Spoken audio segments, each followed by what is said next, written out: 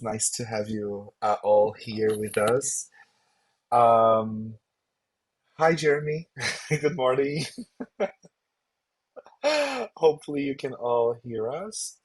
Before I introduce you to Jeremy, I mean, as any type of introduction, I would like to share how much we have raised so far. Let me check here.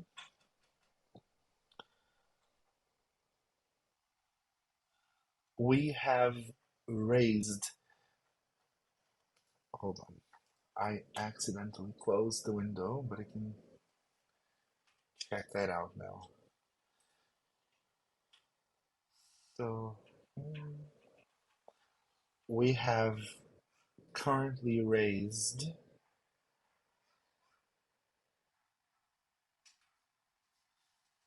14,386 reais. So Wow.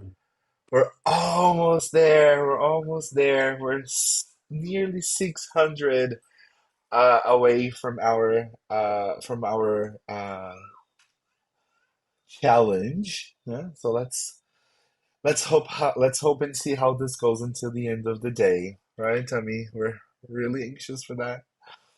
Yes, Um, every contribution counts. yeah, that's we've said that 1,000 times today, and we'll keep saying until the end of the talks.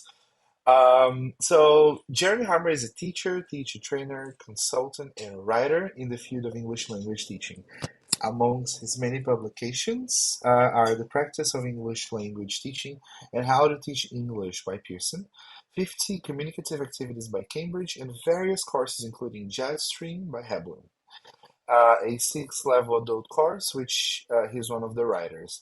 He's also written readers for Cambridge. Away from ELT, Jeremy has written a fictional trilogy, The Volcano at San Miguel, published in Ways Goose, and is a practicing musician and a singer and songwriter. His latest CD, called We Carry On, is available at here, here with the slash, right? HEA slash R me, and all streaming platforms. So without further ado, Jeremy, the floor is yours. Thank you very much. And yes, we've had technical problems and when you've had 2 days of people talking about prompting AI and chatbots and technology and things like that, wouldn't you know it? We had sort of a complete technology meltdown in the last 10 minutes. But anyway, we've started now, and I'm going to speak for half an hour. And before I say anything else, I want to ask myself a question: why am I here? Well, the reason I'm here is because I'm just in awe of people who just take action to do something when things go wrong, and I just think this initiative is wonderful. And the more money you raise, the better. And I admire you enormously for setting this up. I'm seriously privileged to be here to support this effort. Not only that, but the last thing I heard before we entered into the sort of technological kind of hellhole that we've just been living in for a bit was the two of you, that's Temiris and Eduardo, talking about classrooms as safe spaces. And this has a connection to that in a lot of ways, because here's a question, here's an issue that presents to us teachers from time to time, or maybe always. Because individual students are going through individual problems and we know about them. And then something in the world terrible happens, or some disaster is splashed all over the social media or something like that. And yes, we're technicians, we teach English, the English language and stuff like that. But as all the speakers I've heard on and off over the last 2 days have clearly indicated, we're not just technicians. There's something else about what we do. We're teachers. We have, not exactly in our care, but certainly in a room with us where we can affect the progress of what's happening. We have a whole lot of human souls. And so what do we do? And we've all been in this position over the many years I've been in English language teaching. We've all been in this position where suddenly you're faced with the big decision about what do I do now? Do we talk about it? Whoops, that's a bit risky. Do we not talk about it? Do we ignore it and just keep going? What do we do? So when we have a look at the next slide, please, that'd be great. If yeah, so that's what this talk is. When something really bad happens, what do we do about it? Now, by the way, for those of you watching, because of the technology, I can't believe that in 2024 we've been messing around with bloody technology, excuse my language. But the result of this is, when I was at school, years ago, I went to a lecture by a man called Sir Edmund Hillary, who was the first man to climb Mount Everest. And he had been to the same school I went to. So when he was a much older man, he came to my school and he gave a talk with a slideshow for those of you who are younger. There was a slide projector and he went like this, you see, and he had a big stick. And every time he wanted the slide to change, he went boom, like this. And at one stage, the slide operator was obviously falling asleep. And he said, I said boom, boom. And it was deeply embarrassing. So I'll try not to do that to you, Temi. I can't. Anyway, first of all, I just like to think of about it, because thinking about this for this talk, I was thinking about 4 different responses that we can have when something really bad happens. And the first one, and let's have a look at the next slide, is to just keep going. So something really bad has happened. Let's just keep going, even as if it hadn't happened. And the most blazingly wonderful example I have come across in the last year or two of this, let's have a look at the next slide, was when I was in Slovenia a year ago. Now, anyone with a knowledge of European geography will know that Kharkiv is not in Slovenia. It's in Ukraine. But at this conference in Slovenia, there were 4 teachers from Ukraine, and 3 of them were from Kharkiv, which at the time was undergoing the most appalling bombing and attack from the Russians, which it now is again. And whatever your take on the war, I've got very strong opinions, but this isn't the place. Whatever your take on the war, what do you do if you're a teacher in that situation? Well, I'll tell you what these women did. I mean, my jaw just hit the floor. Tell you what they did. They just, when the air raid siren sounded, they just took the class down underground and they kept teaching. And when the all clear sounded, they went back into the classrooms. Were their hearts breaking? Of course their hearts were breaking, because there were people they knew, people being killed, people, I mean, just your country being in a state of war. I can't think of anything worse. But what impressed me so much is they just kept going. Why? Because it seemed important enough to keep going. There are all sorts of other things you need to do in that kind of a situation. But that's one response when something terrible happens that teachers come up with. They just keep going. You know what? That's all I can do. Just keep going. Let's have a look at the next slide. The next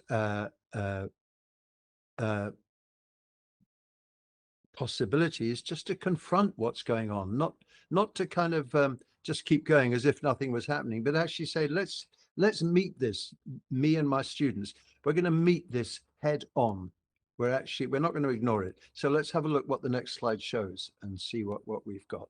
And there are many examples I know of where teachers have helped kids, especially, but not just kids, to cope with what's happening in a variety of different kind of creative ways. There was a Bulgarian teacher, academic, whose name, I mean, I know her well, but I'm having one of those senior moment, complete memory loss. And she's from Sofia in Bulgaria. In the middle of that war, the dreadful Balkans conflict of the 1990s, she had her students, her kids, university students, write poems about war.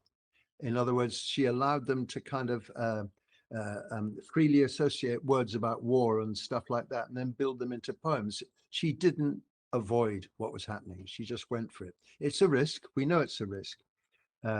Because it can really open up wounds and be dangerous? No, that's the wrong word. It's a risky business. That's the best I can say about it. But I reckon teaching is often a risky business anyway. Most of you have been in class where you're talking about something completely innocuous and a student suddenly has a meltdown or a breakdown or something. So what a lot of teachers do to confront it is to get students to write or to dance or to sing or to make music or to draw or as Cecilia, my wife, was saying to me yesterday, to play. To almost play your way out of it. You can confront it, in other words. Let's have a look at the next slide. Another possibility is to just ignore it. And do something else. Let's have a look at the next slide. My favorite activity in the world, which if you've heard me talk in the last, I don't know, 150 years, you've probably heard me talk about this, is an activity which I learned from good friends, Alan Provness and Sarah Mount. And they in turn got it from a man called Alan Maley, and God knows where he got it. But the activity is quite simple. You give in a class which has a few students in it, you give a group of students, different groups of students, they each have the same poem, and that the instruction is they've got 20 minutes, and at the end of 20 minutes, they have to perform the poem for the whole class. And they can do it anywhere they want. One person can do all the speaking, all of them can speak, they can sing it, they can dance it, they can do anything they want, but we have to hear the poem properly. It has to be performed. This is one of my favorite poems. It's called Midsummer Tobago by the West Indian poet Derek Walcott. The point of this is just to show you, next slide, please. Here is a group of Cubans, and they've just done exactly that. And if you look at that photo carefully, they've got smiles on their faces. They're having a wonderful time. Why? Because when they're given the task, they kind of go, yeah, don't really want to do this. But when you get into it, but there's so much purpose to it. There is a clear thing they have to do, so they've got somewhere to aim for, and then they have to do it in front of their peers. And it's amazing the motivation that creates. Now, those are, as it happens, all teachers from the Universidad Pedagógica de La Habana de Cuba. But I've done it with students, I've done it with teachers, I've done it with teacher trainees, and it never, ever fails. And I've tried to work out why. Is it because it's poetry? Well, I like poetry. But I think what it is the fact that you get 100% buy-in from all the participants. It's incredibly motivational, and all sorts of bad stuff can be happening around the world. But this is the kind of activity which, if you just ignore it, it's going to happen. It's just going to work. Let's see the next slide. And the other possibility that teachers can do when something really bad happens is act, do something. Let's have a look at the next slide. You can do something like this. And I repeat, I'm in awe of the two of you and everyone else who's been involved in setting up this conference. An incredibly human response to what is the most dreadful situation. And people down there in the south who are suffering like mad. Devastation on a scale I hope I never have to live and experience. I should say we've had flooding in this country too. Not so much fires, but there are many countries.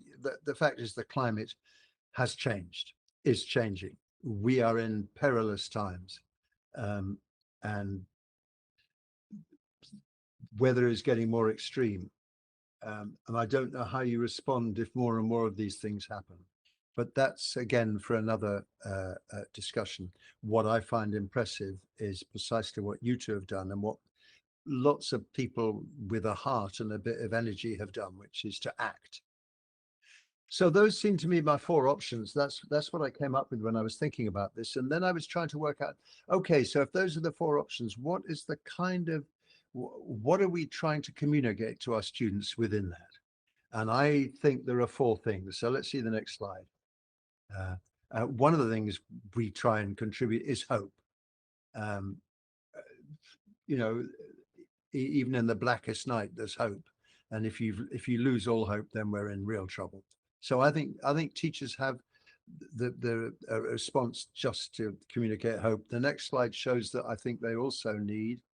Uh, Next slide, please. Yeah, forgive me for this. No, not forgive me for this word. Love, actually, it's a kind of because even if what you're doing is raising money to try and help people in a situation, that suggests to me a pretty high dose of love for our fellow human beings. They could be fellow Brazilians, fellow Congolese, fellow, it doesn't really matter. But there's a whole lot of love. And I think one of the chief attributes that teachers need to display in situations like this is love.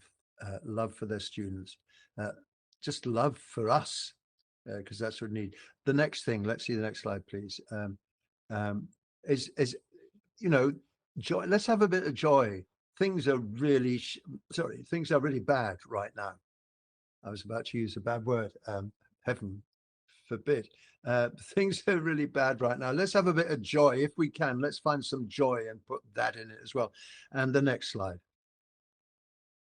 But also, we're teachers, and yeah, we love having a good time, and we love empathizing, and we love making people feel good and things like that. But in the end, we're teaching people language, so we want people to work.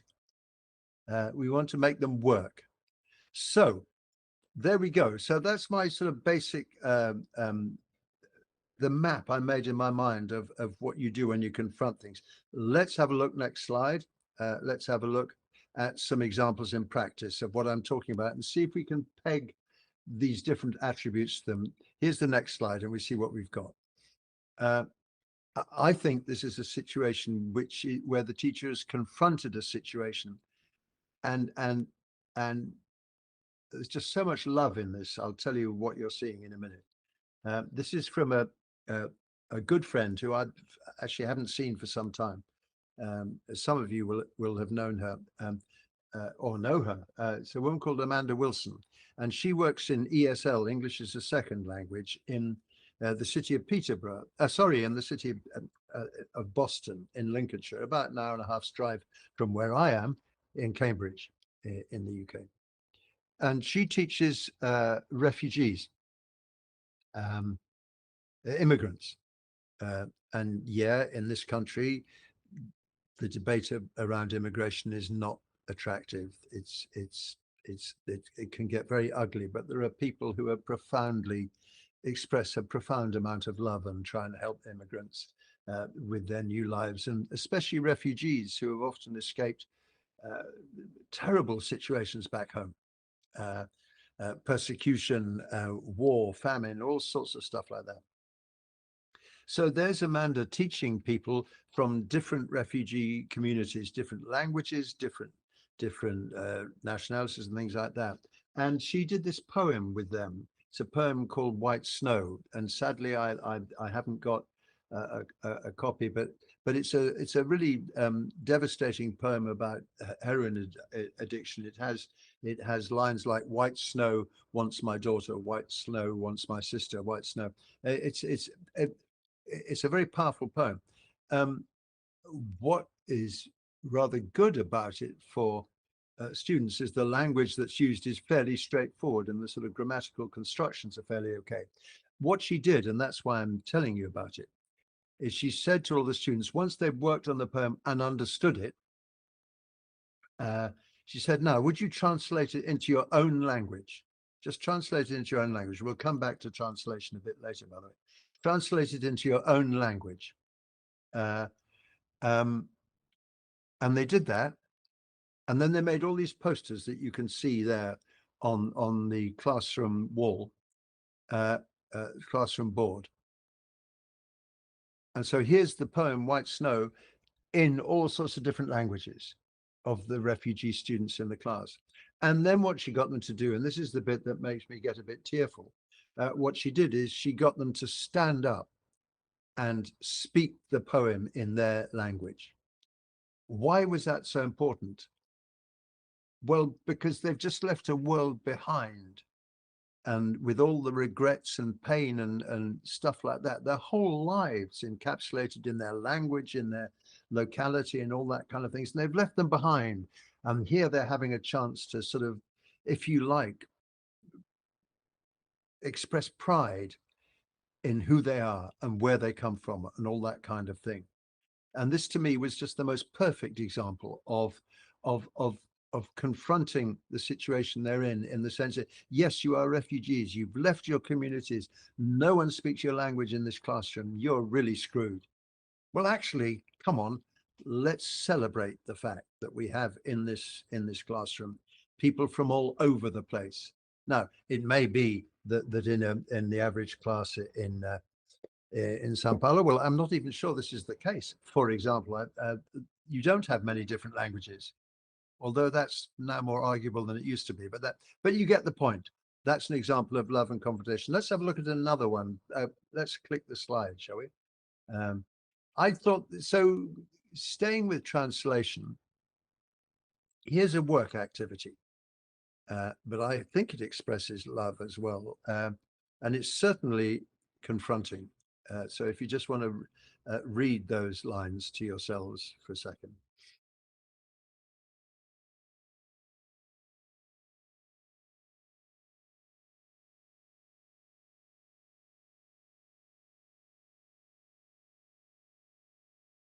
Um, so this activity is mentioned especially in a wonderful book by Philip Kerr called Translation and Own Language Activities. And it's called Translation Backwards and Forwards. And I imagine some of you have used it. But basically, you give the students these lines. There's some lyrics from a song. And you say, translate it into Portuguese, if that's the language that you have in the students in front of you. Unless, as I say, you're in Sao Paulo or something, or Rio, where you may have all sorts of different languages, but that's neither here nor there. So they translated it into Portuguese individually. Then they put away the original, and then they hand their translations to someone else who tries to remember what they read in English and translates it back into English. And then they swap papers again, and these new English translations and then retranslate it back into Portuguese. Do that about 4 or 5 times, and it's rather extraordinary what happens.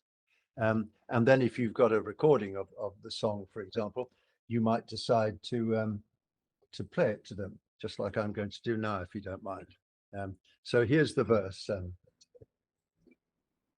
Up here the storm clouds are coming on over the paths of the rain, sudden flash flooding the tracks of the storm. I think I'm quite safe here, but way down below me, the waters are rising, they're all going under. This world as we knew it once, all tattered and torn, tattered and torn. The world is on fire, and all I can think of is having you here by my side. The world is in flames, the forests are burning, and all I can think of is calling your name again and again. Over hedgerow, over dry stone, over loch, over glen, again and again.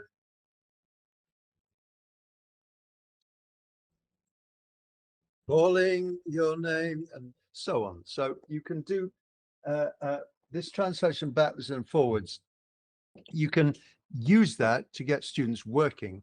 And you forgive me for singing, but frankly, I can't really exist for more than about 20 minutes without singing or doing something like that. That's why I mostly live in my studio.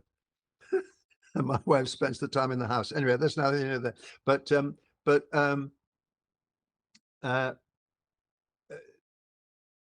we're confronting the situation. It's right there in your face. Let's not kid ourselves. You know, the world's on fire, and why are people sort of dying in floods down south? Well, because we're screwed. Anyway, but this translation backwards and forwards seems to work. That's an example. Let's have a look at another example. Next slide, please, which is even more impressive. Now, many of you will know about the Hands Up project, but this and the name that should come to you is Nick Billsborough.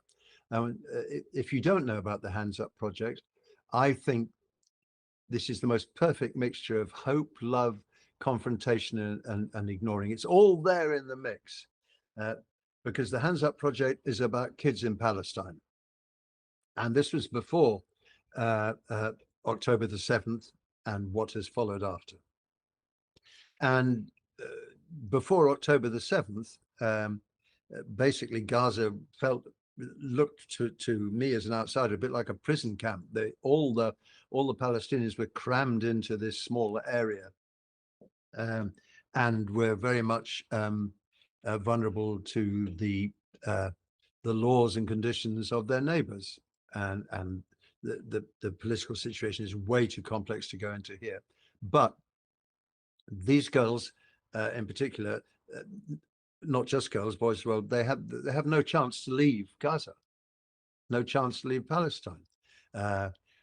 So what did Nick set up? They set up, and by the way, I say Nick Billsborough, but actually the real heroes are the Palestinian teachers who are working with them. The reason I mention Nick's name quite often is because he's the one who has told us most about it.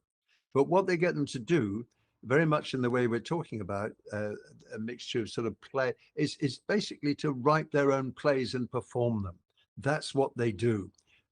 And as you can see, you may not be able to read this, but for example, the girl on the left is saying, "I just want to go home. I just want to be like any human being in the world." Or I shared my stew with the way with the war in Gaza, and they're kids sharing their lives, writing plays about it.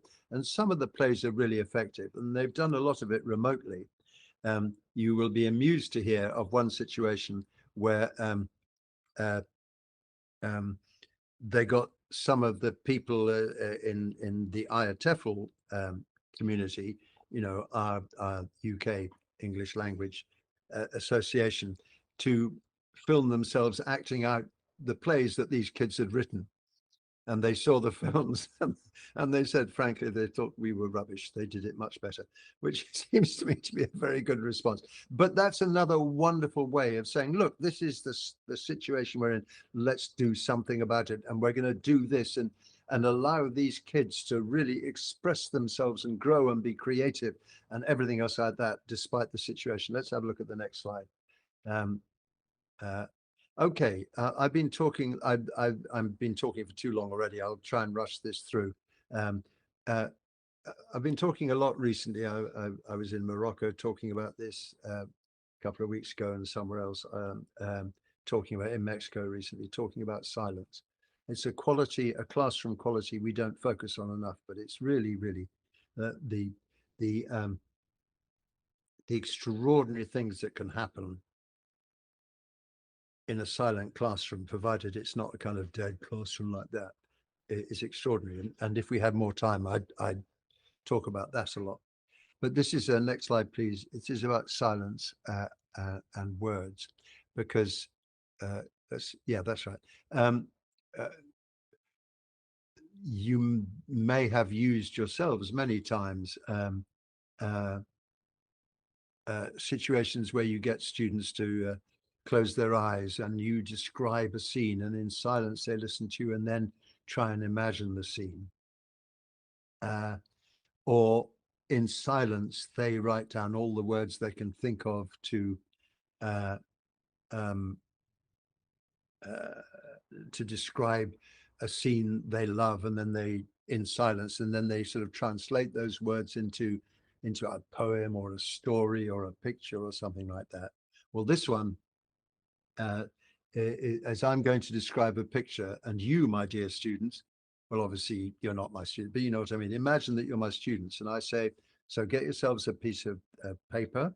Let's have it rectangular in shape, and on the top left-hand corner, you can see the sun, the evening sun, disappearing behind the clouds. Great, beginning to disappear behind the clouds. It's nearly sunset. Then about halfway down the picture, we've got, over in the distance, you can see some mountains. And then halfway down the picture, you've got lots of jungly trees and things like that, and this big jungly surface. And below the ground is a sheer cliff. So going in a kind of semicircle across the picture, and then below that there's more sort of trees and things like that. And coming down the cliff are 3 or 4 jets of water, this beautiful waterfall. And of course, if you do this in class, the pictures aren't going to be very great. But the activity is to get them quietly listening and thinking and trying to work it out. And then you show them, next slide, please, the real picture. And there it is. I don't know if you recognize that view, but that is in the National Park of Camara. Is it Camara in Rio Grande do Sul? And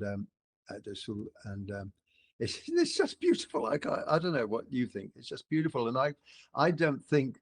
And we're not talking about floods or any kind of rubbish like that. We're just, I've put the word joy there. I suppose awe or wonder or there's some huge kind of uplifting emotion and things like that. But of course we could run a different situation. So let's have the next slide. And let's play the same trick and say, this time I want you to draw a picture. Going away from you down the middle of the picture is a street, and on either side of the street there are lots and lots of telegraph poles, and crisscrossing the street from left to right are all the cables, telephone cables, electricity cables, all sorts of other cables. And on either side of all the telegraph poles, you'll see houses, some trees, that kind of thing, and there's a car there and something else like that. And in the foreground, in the middle of the picture, there are 5 men in a kind of V formation in the middle of the street. And 3 of them are wearing helmets. One of them is just wearing a t-shirt, trousers, and nothing on his head, and another one's wearing a baseball cap and stuff like that. Oh, I forgot another piece of information I should have told you. The street is completely covered with water, and the cars on the right-hand side over there are under the water, and there are people in the background, and so on and so forth. And then you show them this picture. Let's have a look at the next slide. And that's the picture I'm describing. And well, you'll recognize that, even if you don't know. I don't know where it was taken, but it was taken in Brazil about a week ago. And it's a desperate picture, except next slide, please. Except this is an example, I think, of confronting a situation. Look what's happening. But what about those guys? They don't have to be guys. They could be anything. They could be, I don't know who they are. But look at those people, and what are they doing? They're just trying to help people to safety. And if that doesn't give us hope in the human condition, nothing does. In the bad times, people can behave very badly. And my God, there are some pretty bad people around in your country, but in my country too, and in every other country. But when bad stuff happens, that's when the people we love emerge. And so there we are. This was just a sort of, I've got one more thing to do and then we'll go away. This was just a sort of discussion about, because when it was a possibility of speaking in your 2-day event, I was trying to work out what to talk about. I could do anything. I just thought this seemed worthy of a discussion because, in the words of Alistair Pennycook, the implied linguist,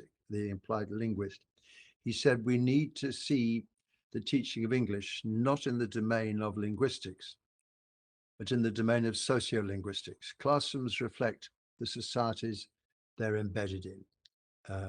classrooms reflect the worlds that surround them as much as they reflect the present perfect and the third conditional and all that sort of stuff. I was interested in you, Camille, talking about not feeling at one stage of your life that you could belong to this tribe, to belong to this club or something. Brother was talking about inclusivity and stuff like that.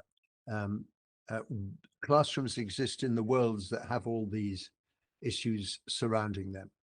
And that's really what this talk is all about. So one last activity, just to sort of end up with what I hope is the sort of main message of this talk, and I hope it's the main message of profession. Let's have a look at the next slide. This has got nothing to do with what we were talking about at all. We're just going to ignore everything, and we're going to talk about love and joy. Here's another. This is love and joy, but it's also work. So let's have a look at the next slide. Right, perfectly easy. What's love? Since I mentioned it, you have to make sentences by combining love is and then something from column A and then something from column B. So you could say love is a fire, take the top one and then go to list B, which is what? Which one would you choose? I mean, I can't hear you obviously, but if you look down, river will flow, send summer air beyond compare, both bitter and sweet. Love is a cheat, love is a and the one that springs out, I suppose, is love is a fire that burns both true and bright. And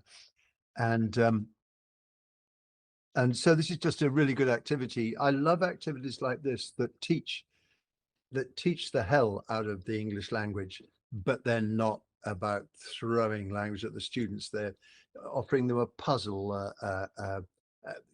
Heavens, I'm not telling you anything you don't know, but I like these kind of activities which say to them, you do the work, come on, solve it. You can solve it, I'm sure you can. And if you don't know what assent, we'll find out what assent means and then see if you can you all sort of stick it together and things like that. Oh my God, I've been speaking for about the last 10 minutes without playing the guitar. Sorry, I've got to get the guitar. So here you are. This is just see if this will take about 2.5 minutes. Love is a garden where flowers grow. Love is a meadow, a river in full flow. How are you doing with your matching? You got it all right. Love is a jewel beyond compare. Love is a garland, a scent in the summer air. So the task is easier now. Love is a seed that can grow to full bloom. Love is a rose, but love is a thorn. Love is a fire that burns both true and bright. Love is a tempest that shuts out all the light. Love is an eagle flying proud and high. Love is a mountain, you think I should stop to touch the sky. Love is a passion, both bitter and sweet. Love is a truthfulness, and so on and so forth. I thought we should just end on a little disquisition of love. Next slide, please. There you are. And there's another beautiful view from Rio Grande do Sul. You two and everyone who's helped you for the 3rd time, or maybe it's the 8th time, I can't remember. I congratulate you massively for doing this. And you said just before I started, in the middle of all the chaos of technological chaos, you said you'd raised, what was it, 14,000 reais so far, or something like that. That's fantastic. And I hope people will contribute more and more and more. They have reached 15K. 15,000 now. Oh, that's Yes, wonderful. we've reached. Seriously, congratulations. And Yeah, and that's my talk, and I've stopped. Sorry, I went on too long. Thank you all. Thank you, Jeremy. We're so happy because Edu, we can't hear you here in oh, the meet. I'm sorry. I think people were listening to me in the broadcast, but you couldn't hear me. Google Meet. Jeremy, thank you very much. I was so excited because right where you were in the middle of the song, we actually reached 15,000. And I was like, oh, what a moment. What a Yeah, moment. yeah, that's amazing. I'm so impressed. And I was checking the chat, and I have to tell you that you've made quite a lot of people cry during your presentation. Oh, oh. But those were tears of joy. I I'm hope sure I they hope that's were. the right kind of crying. Yes. That definitely is. That definitely is. Where is the chat, by the way? It's on You'll have to YouTube. It's on It's on YouTube. YouTube. Oh, it's on YouTube. Okay, I'll go and have a look later. See them. It was Okay, amazing. thank Thank you very you so much. much. And we're heading to the last talk of our event. Marcela Sintra, my dear Marcela Sintra, is coming. We're gonna leave you guys for a couple of minutes until we set